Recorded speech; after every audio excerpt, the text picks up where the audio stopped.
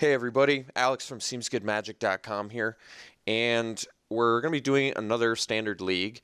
So we've done a couple tweaks here to the deck since you last saw it. We dropped the Council of the Foundry, is that what it's called? I think it is. And we're replacing it with a second Tomb of the Spirit Dragon. I've been pretty impressed with this card. It can gain you 2 to 8 points of life in a game, which is pretty relevant sometimes. Certain matchups where you're trying to go toe-to-toe and top deck, it can do some work on a stalled board state, so I like it. And we don't really need the console anymore now that we've got, the Wandering Fumaroles. We dropped the Thopter Spy Network. I sideboarded out of it every single game, so we're replacing it with a fourth Chief of the Foundry. Why not, right? Chief is really good in our deck. Basically interacts with every card in our deck. Right? Thopter Engineer, even Vile Aggregate, it pumps the aggregate. Hangerbacks, it's obviously great with, and then our 4-drops. So why not just run the play set of them? Sideboard changes.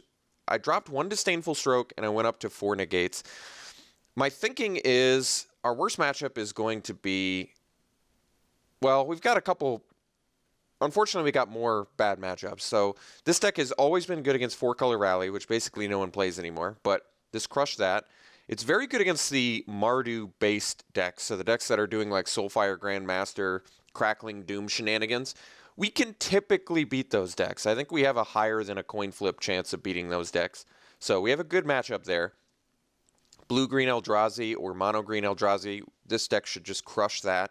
The Red-Green Eldrazi is where we're going to have a big problem. So I'm going to have to change my strategy against that deck. That does like the Thought Knot Seers and the Groundbreakers and all. Is it Groundbreaker? No, it's not Groundbreaker. It's World. I don't know what it is. Worldbreaker, the 6/7 reach guy that destroys an artifact, land, or enchantment when it comes in. We're just going to be. I think our plan. We're going to have to change our plan against them. Formerly against the Eldrazi decks, the blue green and the mono green, we can just let them resolve all their ramp and then we just counter their big stuff. Now against the red based, colorless one. We're going to have to negate their ramp spells, which is a lot more difficult than it seems because they have a lot of ramp spells, and you need to be able to progress your board to put pressure on them while simultaneously countering their ramp spells. So it's not an easy task. That match is definitely a lot worse. We are not favored in that match in any way because Kozilek's Return is just so good. But that's just a challenge we're going to have to overcome. I still like our matchup against a Tarka Red. I think we've always kind of had a good matchup there. So there's pros and cons of our deck. At least we have our good matches still in the meta. Abzan aggro is still bad, which is why I'm leaving the Rending Volleys. We just need a way to take out on offensive for 1 mana, in my opinion. Or even like 1/2 of the Wingmate Rock. We really need to be able to destroy those quickly.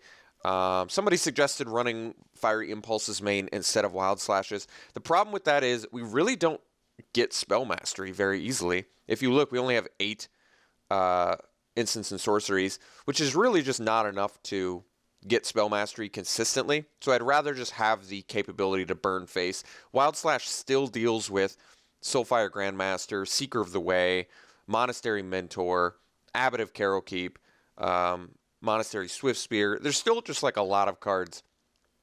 Obviously, they can prowess out of range, but if you can time it correctly, it can come up big for you. And then Roast, of course, just for Siege Rhinos and other big threats.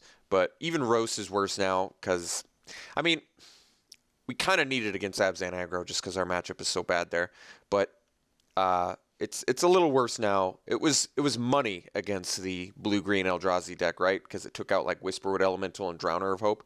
But that deck is kind of taking a backseat to the bigger ramp version. So it's not going to be an easy match or an easy task to beat that deck. But we're going to try this again like this now and see if maybe the meta will shift a little bit. We'll see. I've looked at the last couple standard events, and it looks like there are some new decks in the meta that we should still be good against, or some old favorites that we could still beat, definitely. Like the Jeskai Black, I like our matchup there. I definitely think we can beat that deck.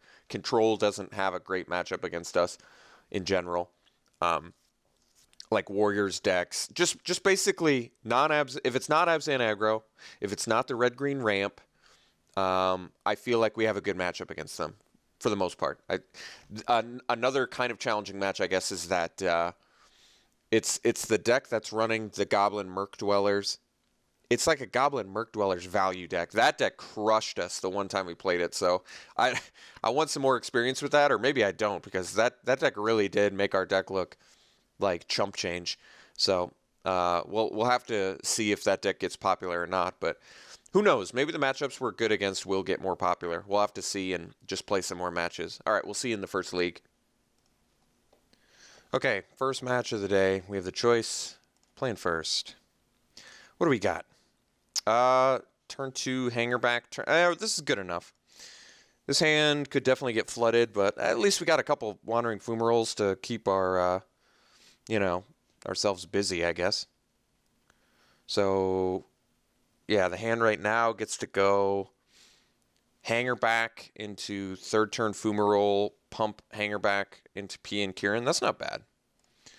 That is acceptable. And we could draw like a Thopter Engineer, and I think this hand gets even better. Although, no, that's actually fine. We have perfect mana at the moment. Okay, let's go hanger back. Evolving Wilds. Well, that's scary. This seems like it's probably the red-green ramp deck, which is not a good matchup.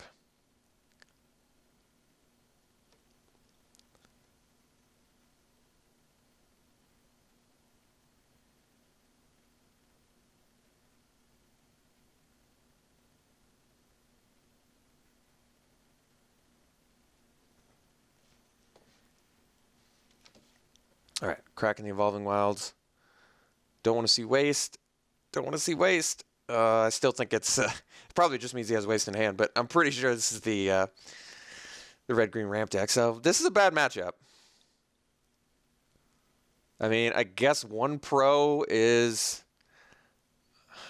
yeah, one pro is that Hangerback's good against Kozilek's return. This is still not a good matchup. Really want to win game one, but opponent's off to a good start.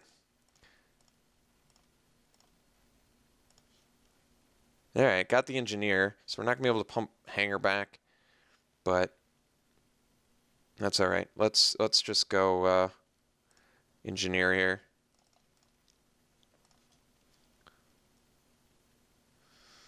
I mean, we cannot play around Kozilek's return. Problem is, you're kind of always in a rush against this deck, because if you let them just build up, they get nuts. So it's a challenge.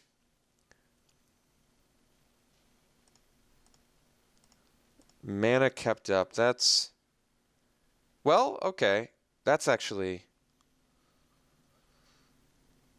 that's something. Let's go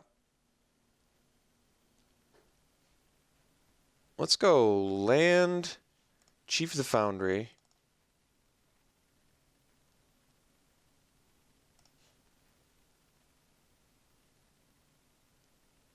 So would I rather get 6 points of damage in or pump the hanger back for Kozilek's return? I think we're just going to get in 6 points of damage here. Oh, 7 points of damage, excuse me. Okay, all right. Looking decent. Kozilek's return doesn't deal with Chief of the Foundry here. That's good. No play on turn 4 is actually pretty unusual for this deck. No play on turn 5 either? All right, now I'm just confused. So we can activate Wandering Fumarole. Let's say he kills these two. I can get in for, I guess, not enough points of damage. He's got to have the Kozilek's return. I think that we just go Tomb, activate Wandering Fumarole. If he uses Kozilek's return, we can just flip it right back, which I think makes this okay.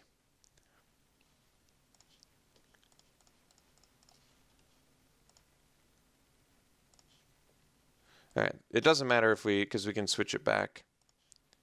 Oh, Exacxes. Well, that worked out okay. All right, so no play on turn 4 and 5. I don't think we're going to get that lucky.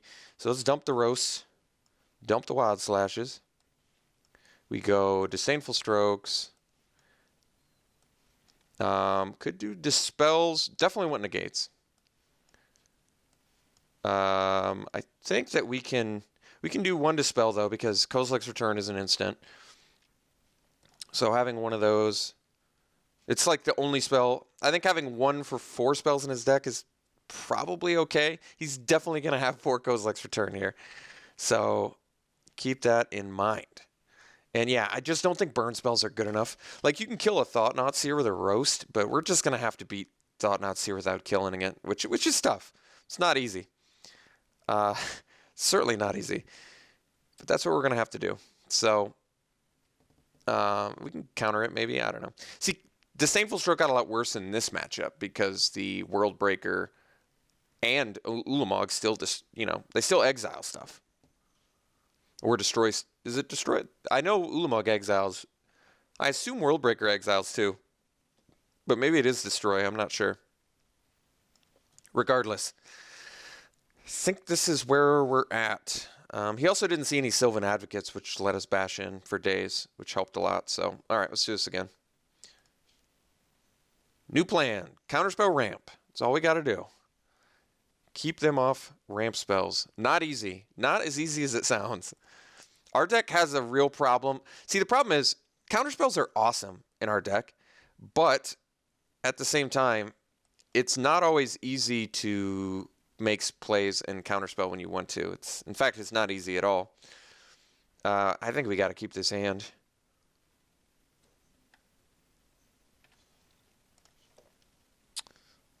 All right, we'll go Blade here.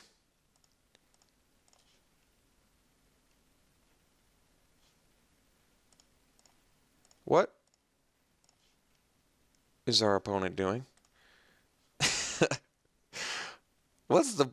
Oh wait, no, it's right. Our opponent didn't have a turn 2 ramp. I guess that's good. I'm no pilgrimage. Okay, all right. Thopter Engineer versus Vile Aggregate. There's a question. What's better?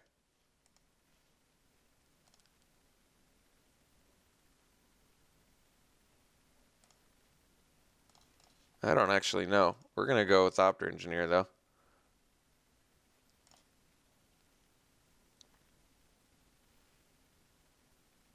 Oh. Well, I guess Vile Aggregate would have been better.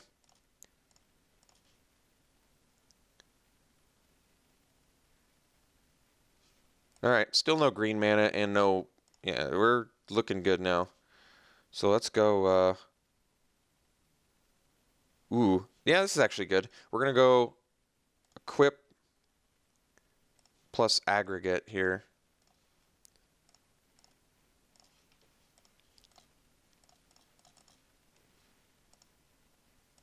And then we can play Pian Kirin or Whirler Rogue. Alright, I mean, if our opponent's not drawing lands, we're in good shape. And they don't have red mana, they're in big trouble now. They're in big trouble.